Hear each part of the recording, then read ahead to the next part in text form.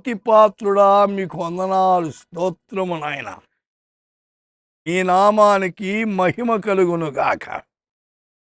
ఈ దినము ఆది కాండం 1వ అధ్యాయం 28వ వచనం.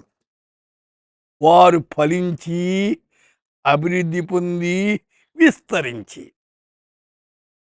Be fruitful and multiply, పూలో ఫలో, పూలో Phale. అయితే ఫలించాల, అభివృద్ధి పొందాల. ఫలించకపోతే ఏం ప్రయోజనం? దేవుడు అన్నాడు, ఇప్పుడే గొడ్డలి చెట్ల వేరున ఉంచబడినది, మంచి ఫలములు ఫలింపని ప్రతి చెట్టును నరకబడి అగ్నిలో వేస్తాను అంటున్నాడు. అయితే ఫలభరితమైనటువంటి జీవితం కావాల. అయితే నీటి కాలంలో ఎవరు నాటబడిన చెట్టు అయితే పచ్చగా ఉంటుందంట, ఫలభరితంగా లభిస్తాడ. లేవీ కాండము 26:9లో నేను మిమ్మల్ని కటాక్షించి మీకు సంతానమిచ్చి మిమ్మల్ని విస్తరింపజేస్తాను అంటున్నాడు.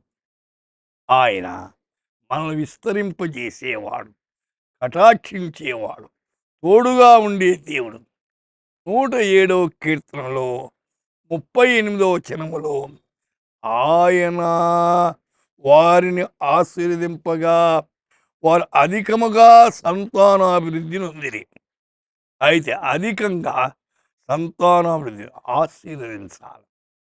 ఆశీర్వదిస్తేనే ఈనాడు ఎందరో సంతానము లేని వాళ్ళు ఉన్నారు. దుఃఖించొద్దండి, ప్రభు మీద ఆనుకోండి. ప్రభు నన్ను ఆశీర్వదించు. అన్నా ప్రార్థించిన రీతిగా, ఎలిజబెత్ ప్రార్థించిన రీతిగా అనేక మంది ప్రార్థించి ప్రతిఫలాన్ని పొందారు. అయితే ప్రార్థన వదిలిపెట్టదు. ఫలితం వచ్చే వరకు ప్రార్థన చేయి, విసుక్కోకుండా ప్రార్థన చేసి ఆ రీతిగా చేసి దేవుని నామాన్ని మహిమపరచండి. ప్రార్థిస్తాం.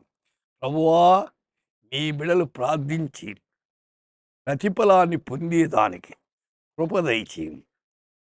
పొందే వరకు ప్రార్థించేదానికి కృప చూపించమని యేసు నామమున ప్రార్థిస్తున్నాము తండ్రి. ఆమేన్.